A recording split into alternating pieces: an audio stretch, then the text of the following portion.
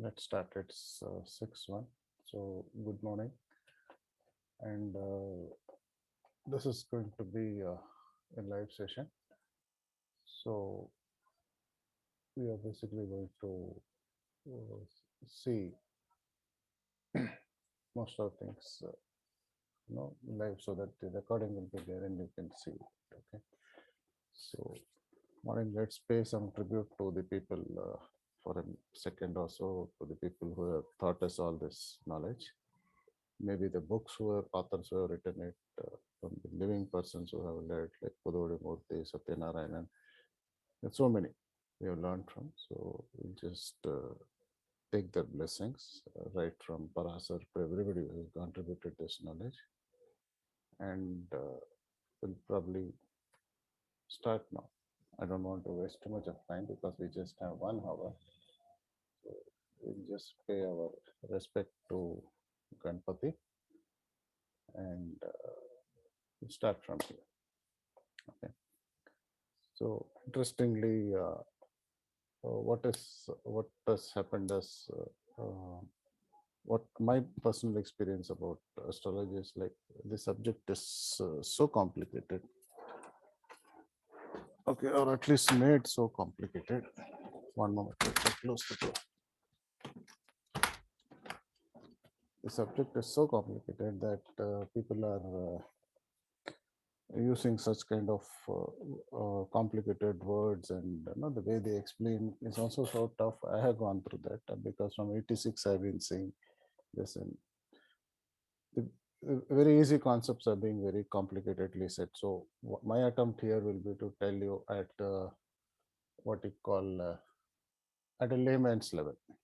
Okay, so at a layman's level is what I'm going to teach, or I'm going to share my experiences of what I learned from astrology. Okay, especially from the uh, Indian perspective of astrology.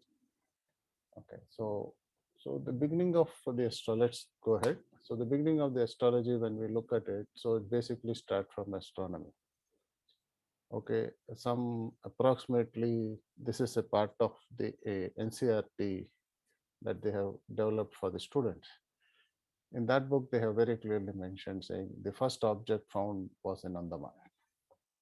Okay, the first object they found this one. Basically, they have been tracing the moon in this format, the waning and facing.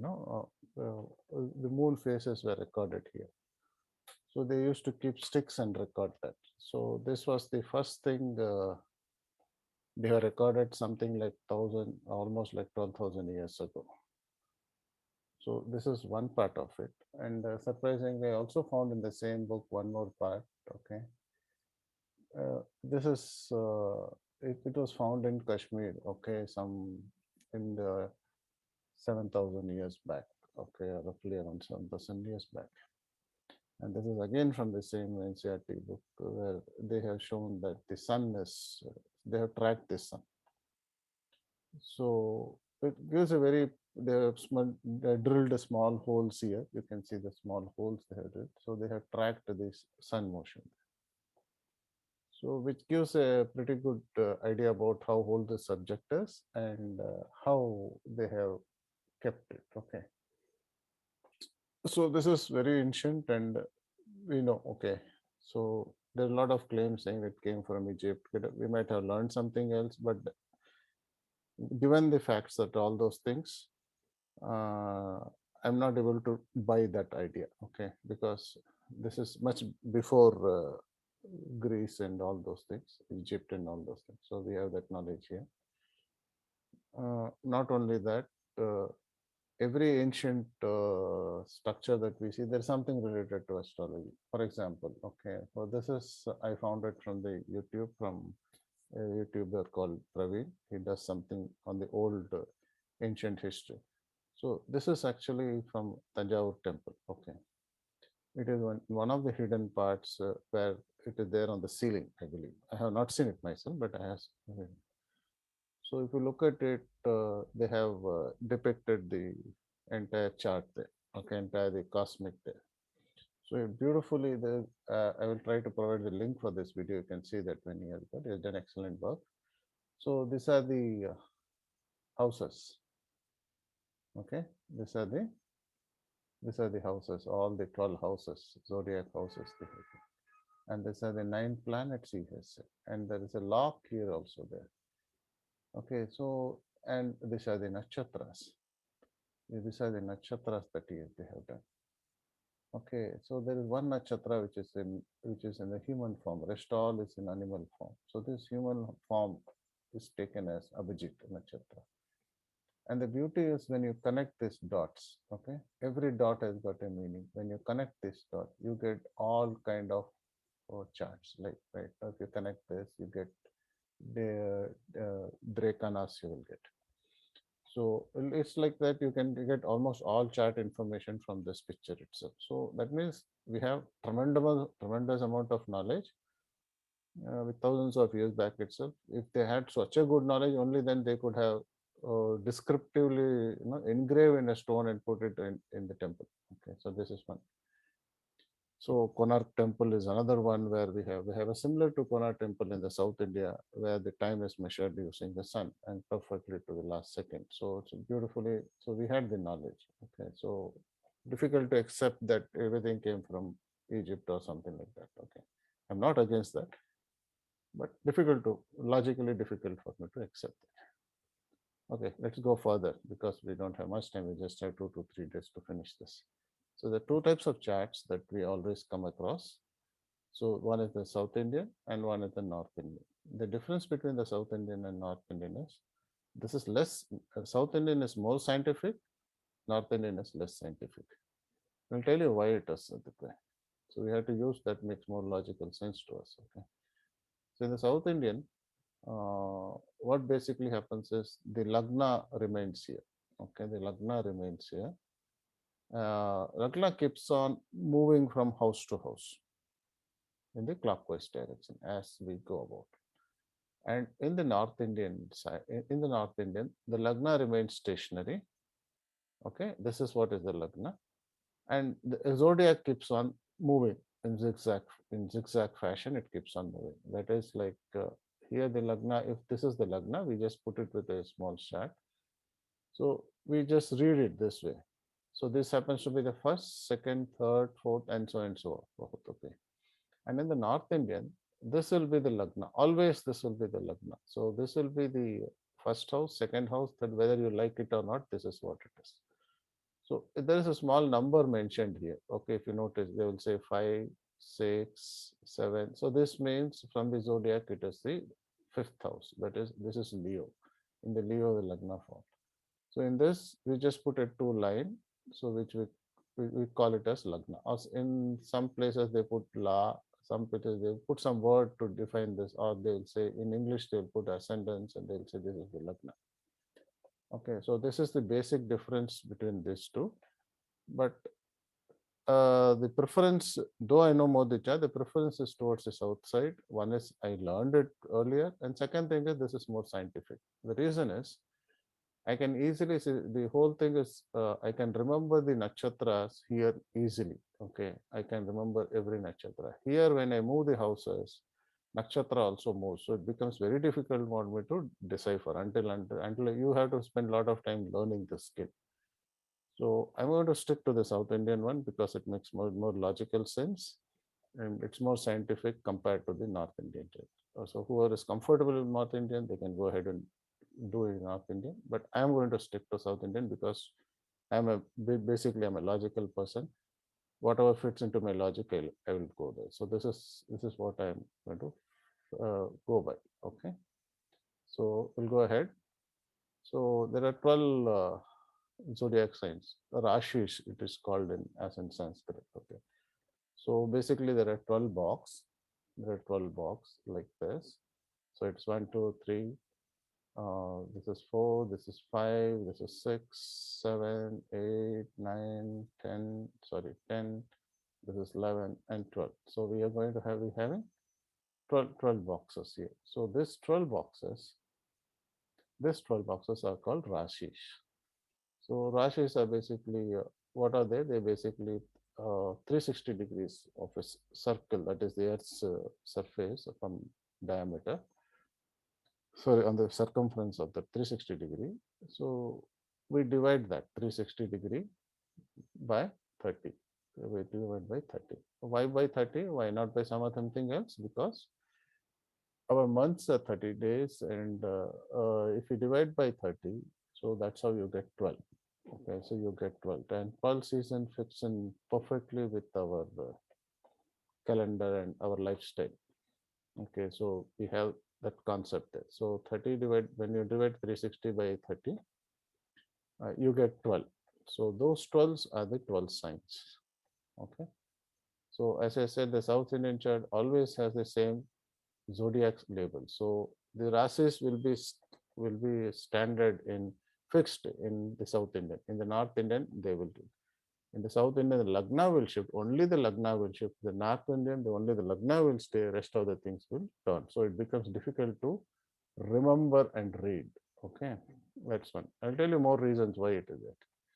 So the entire zodiac, okay, starts from when the sun comes into the first zodiac. Okay, that is where that's where the New Year, Tamil New Year, no, all the New Years all will start approximately during that time. Given give and take few days here and there. So Telugu people have a different day, and so let's not go into debate into that.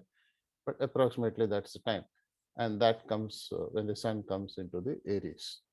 Okay, when come into the Aries, or um, you call it Mesham in the Indian Sanskrit word Mesham. So that's the beginning point of it. Okay, so in Mesham it starts. So well, this is the Mesham part of it. So it starts here.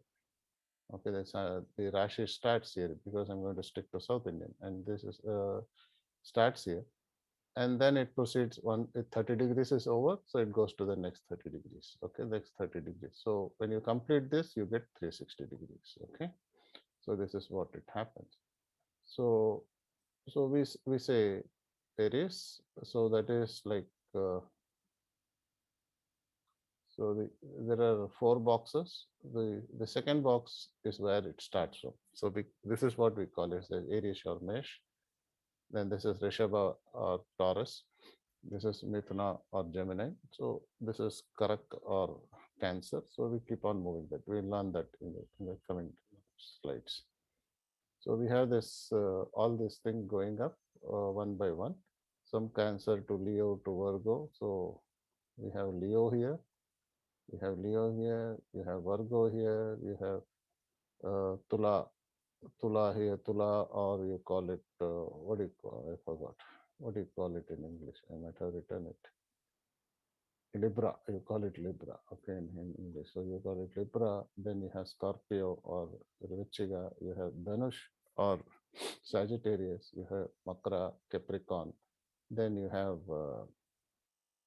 what you call Aquarius or Kumbh, and you have Meenam and Pisces. So you have basically have the 12 signs written one after that. So, and this don't change in South Indian chart. They stick to that places. Okay, that makes easy for us to reading. And when especially when we are trying to do what you call when we are trying to do the nakshatras and all those things. Okay, so when you talk about labels and all those things, so this is where you have written. So Aries is Aries, Taurus. So we have the 12 boxes.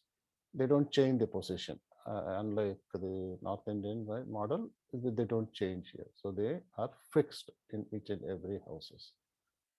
Okay, so they are fixed. So, so there are some abbreviations used. You might have to get used to the abbreviations also, because a lot of places they use abbreviation and they change from person to person, and normally it is only two characters. Like for Jupiter they will say JU, for Aries they might say AR. So you have to pick up what it is. That's part of your learning process. You have to say there's nothing standard about it. You can take anything that you want. Okay, so now who are the owners of this each and every houses? Okay, who are the owners of each and every houses?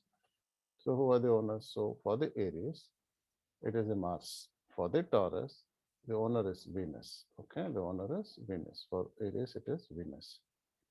Okay, for Mercury, It is for Gemini, it is Mercury. For the Moon, for the Cancer, it is Moon. For the Leo, it is Sun. For Virgo, it is Mercury.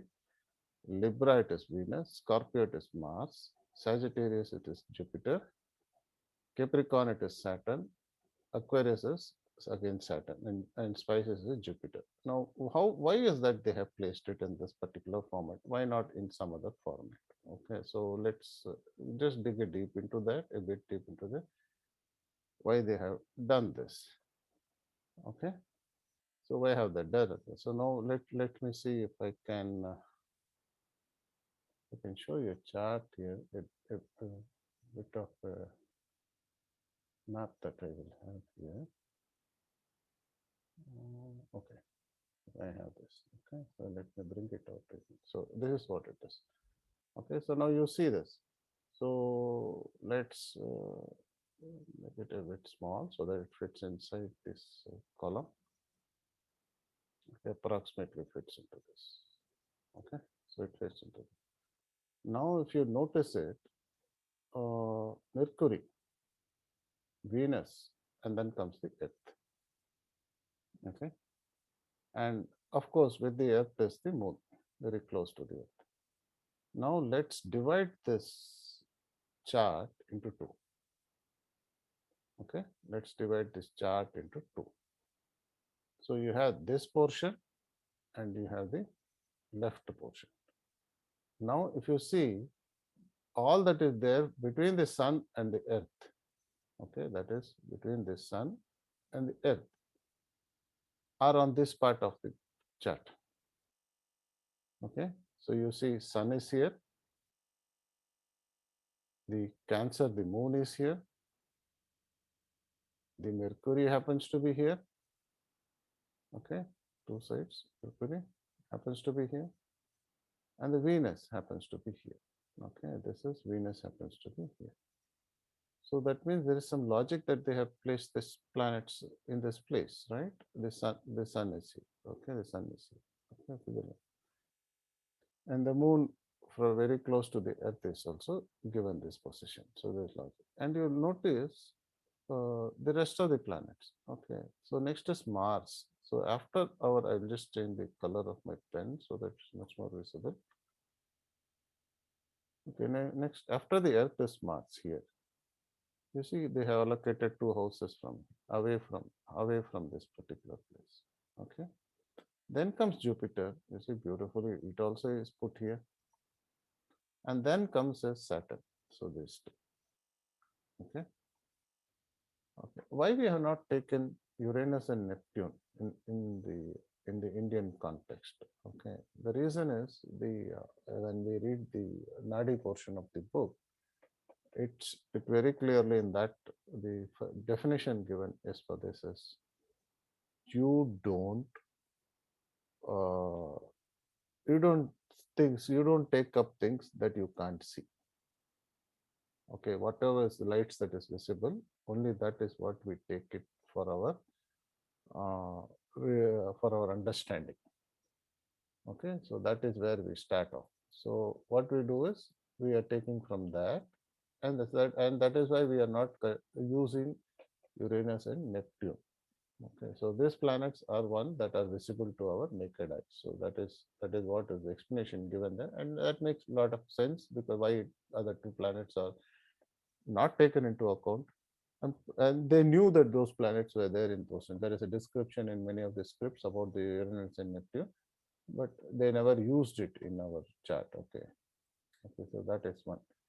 Okay, so we have seen how the different owners of the houses are there and how they logically they have placed. Okay, so once it is placed, okay, so there's another concept we have to remember. Okay, each and every part of this thing. So we give it a name. We given it a name called as Kala Purush.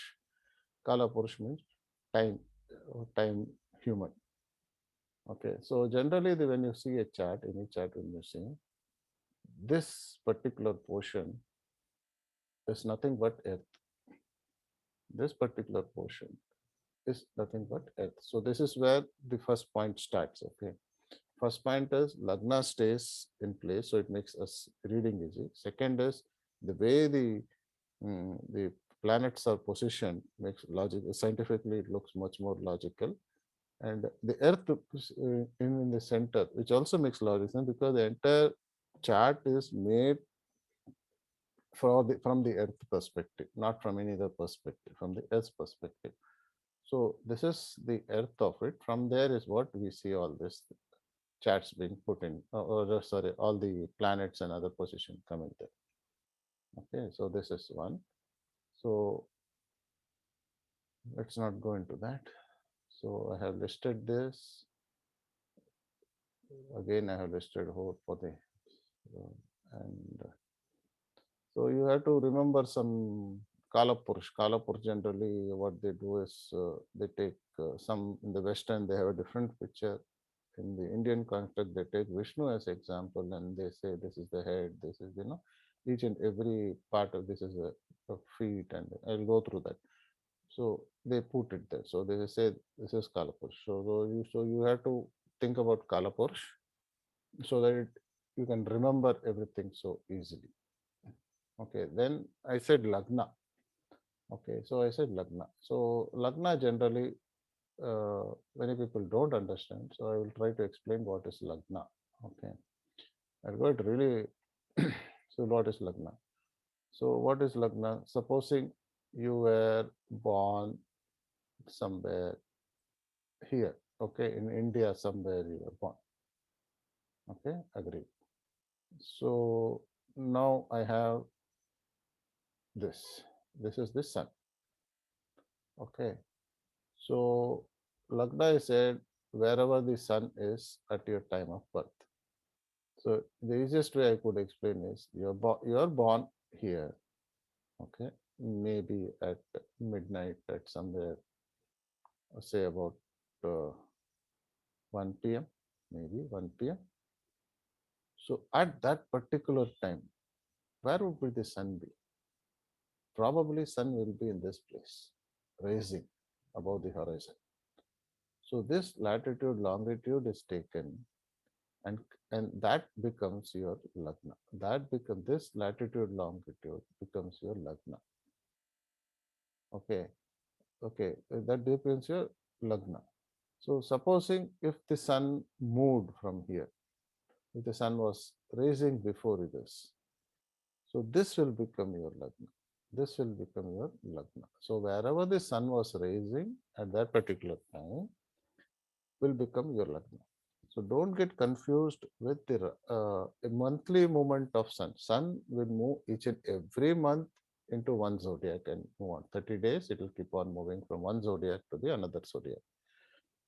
That is that is from the different perspective. But when you were born, where was the sun rising? So that position is taken as Lagna.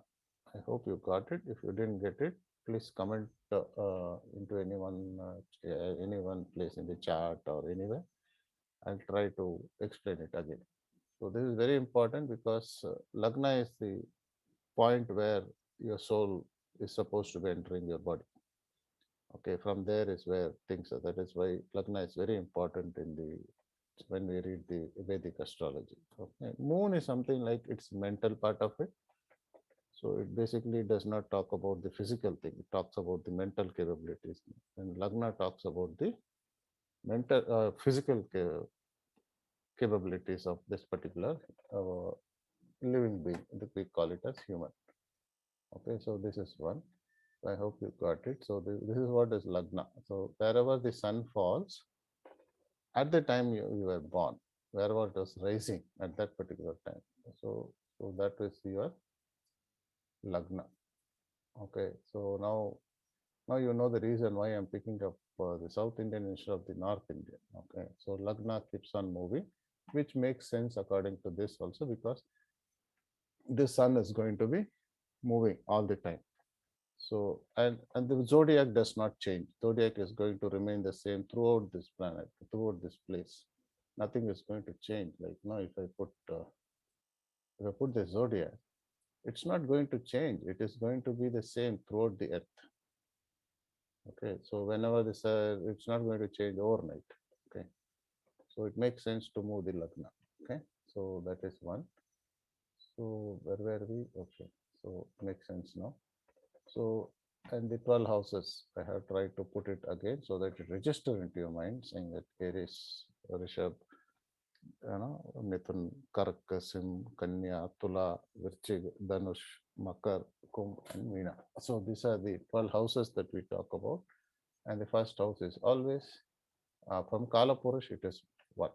Okay, Kala Purush, it is this is the first house. We take it. Okay, so let's see what we can do next. So now we have done this. So we have done the Lagna also. We have learned how Lagna comes into picture. Okay, so this also have done. Let's see how it works out in the 30 degrees. So each and there are 360 degrees. Sorry, there are 360 degrees. So there will be this will be 30, this will be 30, and this will be 30. So we will cover up. We will make the whole thing as 30 degrees, and if you add all the 30, you will get 360 degrees. So we will get 360 degrees. Okay, so this is it. So once we have this 360 degree, what we do is we don't stop at this. Okay, we don't stop at this. So what we do is we have padas for each and every houses. There are 9 padas. There are 9 padas. Basically 9 padas. 1, 2, 3, 4, 5, 6, 7, 8, 9. How do we arrive at this 9 padas? 9 are 9 planets. Okay. How did we come into 9 planets? Boss? We just had, we didn't have Rahu and Ketu in this. But how did we come to 9? So those two, when you add Rahu and Ketu, you get 9. Okay. I will explain about Rahu and Ketu also. 9. So when we divide the 360 degree, or sorry, the 30 degree by 9, so you get 3.2 degrees. And each and every pada becomes 3.2 degrees worth of degrees that is taken for calculating the padas. Okay, each and every pada. And out of when we are done with it, every house will have the same thing repeating again. So this house also will have 9 padas. This house also will have 9 padas. Okay, this house also will have 9 padas. Okay, so we'll have. So no, and this also will have 9 padas, 9 padas, 9 padas. Okay, that's how it will run. So once we have this 9 padas, okay, so once we have that, so then we come across rashis. So sorry, we come across nakshatras. When we're talking about nakshatras, there are 4 padas become one nakshatra. So this is Ashwini nakshatra. So it will ruled by Ketu. So these are 4 padas that becomes Ashwini nakshatra. And this next 4 becomes Bharani nakshatra. Bharani nakshatra. So this is ruled by Venus. So they say this is good. Okay, then we will have then we have Kirtiga, the sun's nakshatra. It will be having 1 pada here and the 3 padas here. So it will be having the 3 padas from here. So this will called Kritika Nakshatra. So they will be going on. So every house will have 3 nakshatras. Every house will have 3 nakshatras, but the number of padas will change. Okay, every number of padas will change, but every house will have 3 nakshatras. Okay, what are nakshatras? Okay, so what are nakshatras? Nakshatras are basically a collection of adityas or suns or stars, collection of stars. So they call it as nakshatras. So when you go to say about any movie, all the movie what we call actors and all the people when they come, we call galaxy of stars, or we say in this thing also no nakshatras only we say to them. Okay, so it is we just say that okay the stars, the star night is what they say when they collect it together. Directly this is from where they have taken that word and they have put it there. So a collection of stars is called as nakshatras. And in nakshatras is also, this is in Hindi when you talk, movie nakshatra hai. We speak, right? We say movie nakshatra hai. So something like that. Nakshatra comes from that. It's a collection of stars. So we take that. So how do we actually depict it in the chart? So we take the chart is placed on top of this, on top of our earth. Okay, then we create the houses. Okay, all the 12 houses, and whatever falls from this particular from that particular position, and we give that house that name. So if it is if this is falling near Aries, then this becomes your Aries. Sorry, yeah. If this is this is the Gemini, so we just see from here. Okay, from here this is what we see. Okay, so each and every portion we put it into this. So this Gemini, so this will come here. This is Taurus, so this will come here. Okay, so this is how we put the chart on top of this thing, and this is what actually this is around here, and this is one of the reasons why you have this retrograde coming up. This is one of the reasons why your retrograde comes up. Why retrograde comes up? Because many of the planets, they we tend to see them going back and front from our line of sight. Okay, so when we see from our line of sight from the earth, if it is going back, we say it is retrograde. If it is going in the front, we say it is going in the front, normal. So why it becomes net, and why we give a lot of importance to the retrograde? Because the moment we call it retrograde, it stays longer in a particular rasi for quite some time. Okay, what does it imply? It stays longer. That means the more, and Jyotish is nothing but the reflection of the light. So if it stays longer, that means there is more amount of that particular energy being pumped into that particular Rashi.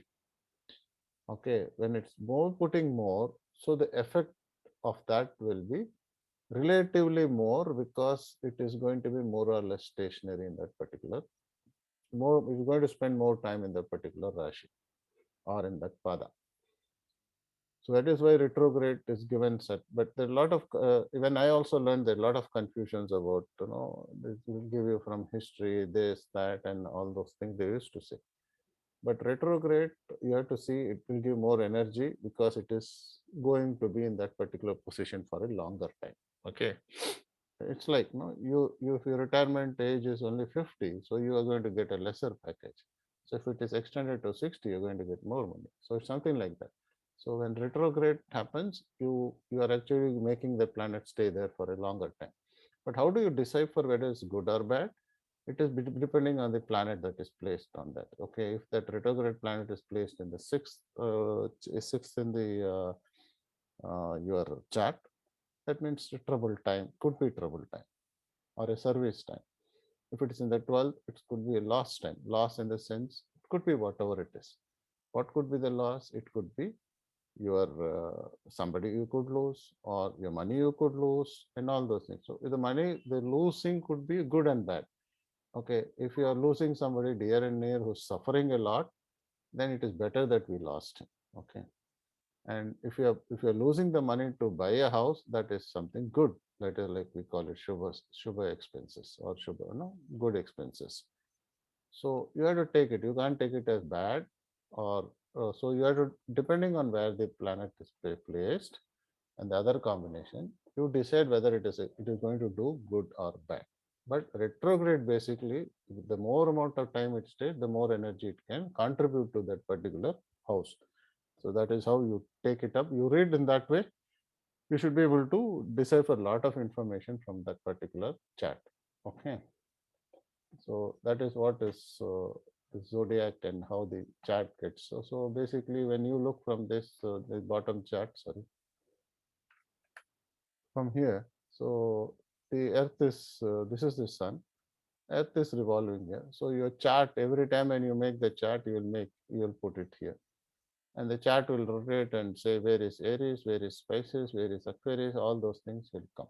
Okay, so every time if you are putting a chart somewhere in October, the position of the stars and everything will change. So you can see it there, it will change. Okay, so that's how you decipher which. So basically, there will be a chart. We'll draw a chart based on this position in October. Okay, so that's how we pick it up. Okay, so and when we write the Panchangam, Panchangam puts all this information in Panchangam. Okay, they'll say which year, what time, what was the sunrise that day, and what was the star that day, all those things. What is star basically? Star is basically um, the nakshatra of that day. So that day is nakshatra. All those things you can find in the chart. Okay, next comes, I'll just quickly because I have only 2 days. So this is the way the Western uh, they represent the Kala Purush. Okay, there's a human. So this is the head. Okay, so this is the head. It's called Aries. And next one is Taurus, which is like throat, jaws, ears, and in Cancer is your correct. So you have stomach, breast, abdominal cavity. Then you have this Gemini. There are two twins. There are twins. So there are two. After Gemini, there will be Cancer. After that, it will be Leo. So which is basically your heart circulation, your back part of your body and everything. So Virgo, sorry, after Leo, you will have Virgo, which is your intestine, gallbladder, pancreas, all those parts. In Libra, it is the hip, kidneys, gallbladder. And Scorpio is your private parts, reproductive parts and everything. Sagittarius is basically your thigh portion of it. Capricorn is your knee, okay, skin, skeleton structure, and all that. That is why bone, when you talk about, it give importance to Saturn. Okay, so then Aquarius is your the calf muscle area. Okay, and Pisces is your feet. So this is what is the way Western shows it. So let's see how the Indian one shows. The Indian ones also we take Vishnu as the Kala Purush, uh, and uh, it also represents the same if you look at it. There's no change in that. Okay, so it is the same. That in medical astrology, when we do it, we use the same concepts to find out where the problems are, or problems or healing process that we can handle it. So Kalapurusha basically when we put it here, so if it is one, okay, when we say the first house Mesha, so we give it to head, and Vrishaba, so we give it to the face and neck in this house. So Mithuna, the arms. Karaka, the heart and chest, the fourth house. That is what we say. When you have a heart problem, we look at the fourth house. Okay, the Sima is the stomach. So that is why we always have stomach. We always will say, if it is Sima Rasi, you will have stomach problems. Okay, because it is fifth Rasi. Then hip region is sixth, and seventh is your private genetic parts of it. Vichika is your hidden parts. Okay, Dhanush is your thigh, knee is makra, kumbha is your calf muscle area, mina is your feet. So this is how it is also same measured and marked here. So now what comes is like we have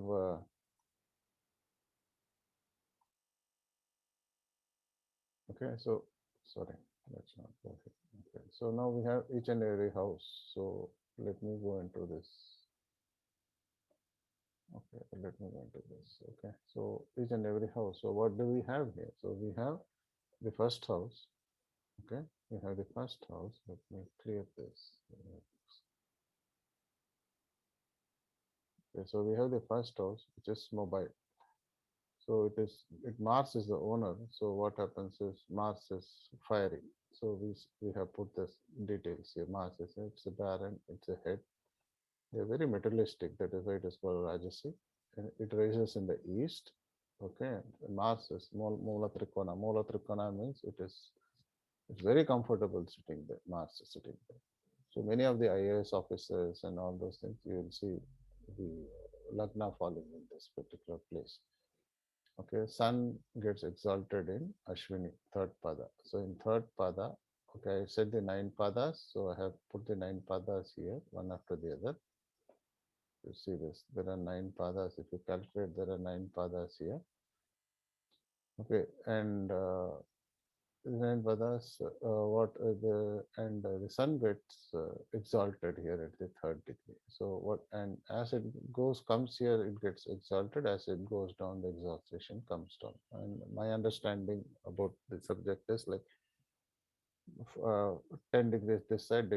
So it keeps on increasing when it comes closer. When it goes down, it goes down. So maximum from the start, maybe to the from there up to Burmese second pada, you will have some kind of that exaltation effect. But that house, predominantly, we say sun is exalted. Okay, sun is exalted. Okay, so the we take up there, okay, and sun happens to be also we call it as soul, is responsible for soul. Okay, so this one. So the next house is Taurus or Vrishabha. It is earthy sign or a fixed sign. So it is not here. It is mobile. Here it is fixed sign. So it is Rajas. This is also Rajasic. So it denotes your face and the neck portion of it. And this is east and this is south. Okay, this is moon's Mula Trikonasa. Moon gets exalted here. Okay, moon gets exalted here. So what happens when moon exalted means moon is very powerful here. Okay, so that is why this is second house. So second house means you talk about food. Food is connected to moon. So we pick up moon for this example. Okay, so we say moon as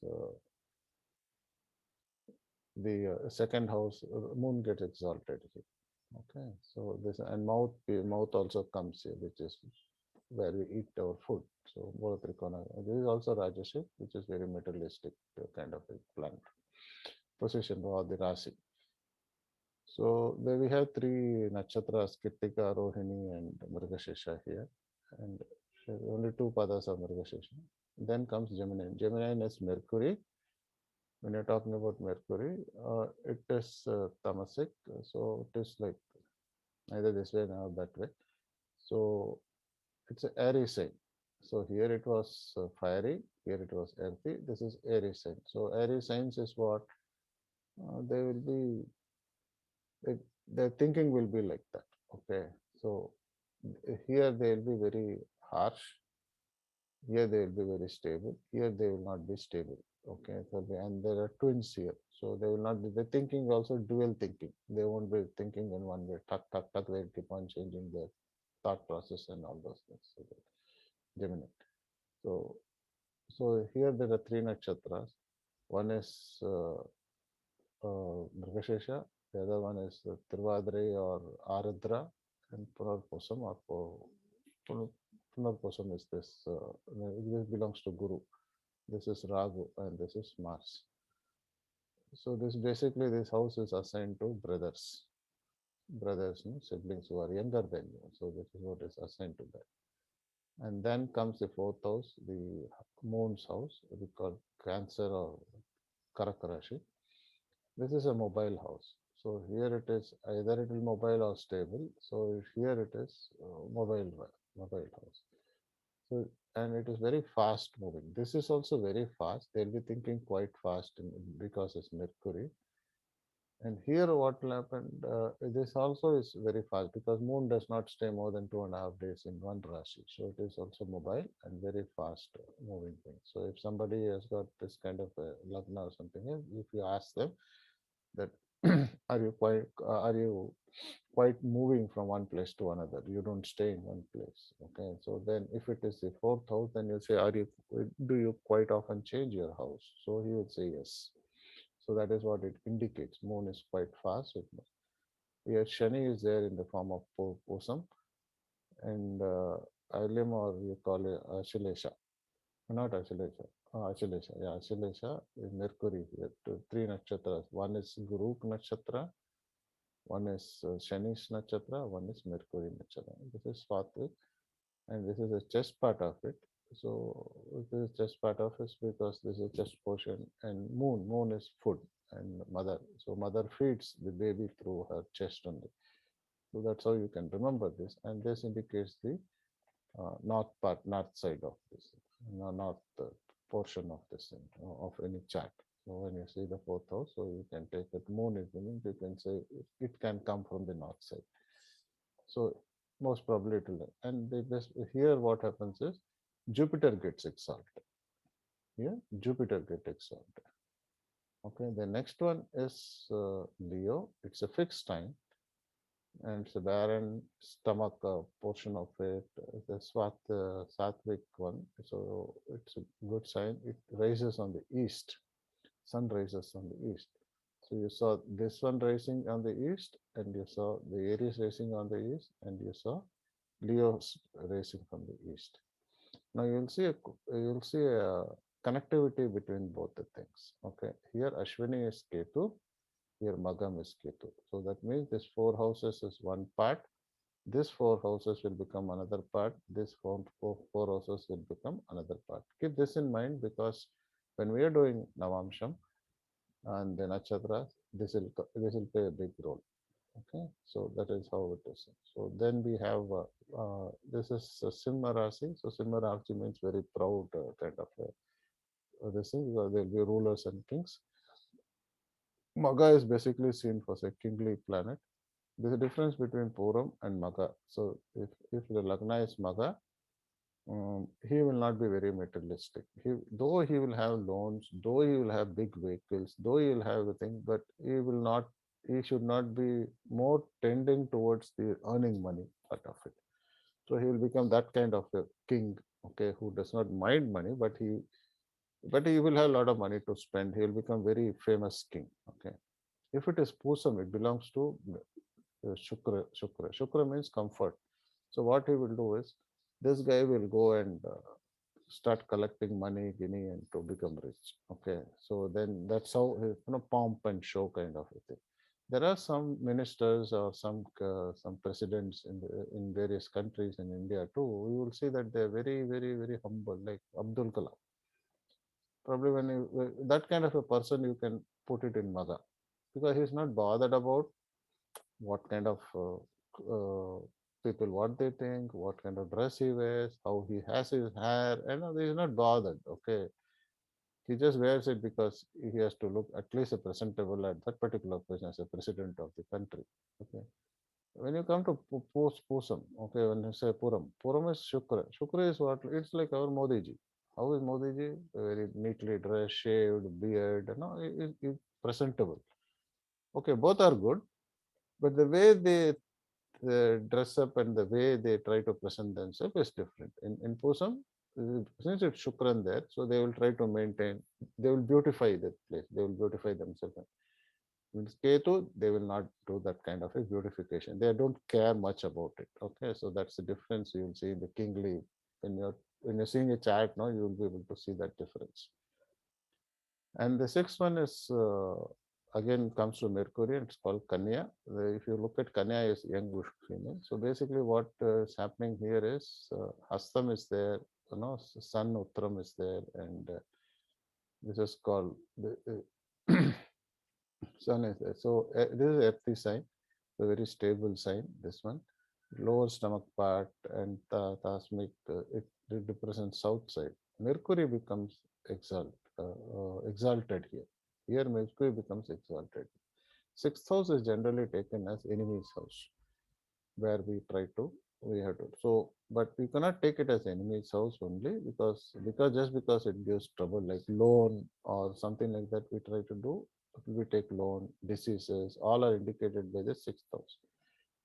But why did they give it a name called Kanya? Because they gave it a name called Kanya because this is where the female or the male, mostly the female part of it, they get ready to go to the seventh house. This house, this is making the female ready to go into the seventh house is what where they get into relationship, they get married, and all those things. So that is why. So before getting married, the girl has to be very active. Okay, Hastam is there, so the motherly characters will kick in. Mercury is exalted, so they will be very sharp in thinking, and they will plan everything so that they get a male partner to settle down. So all those things, if you look at it, when you're deciphering in detail, we'll be able to see how it works. So so that is why this Kanya name is being given. Okay, so that is how it has been given. One minute, let me move this chart.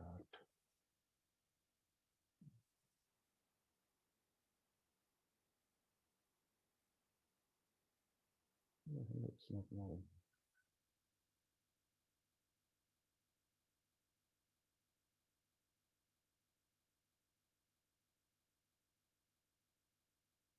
Okay, leave it. Okay, it is there.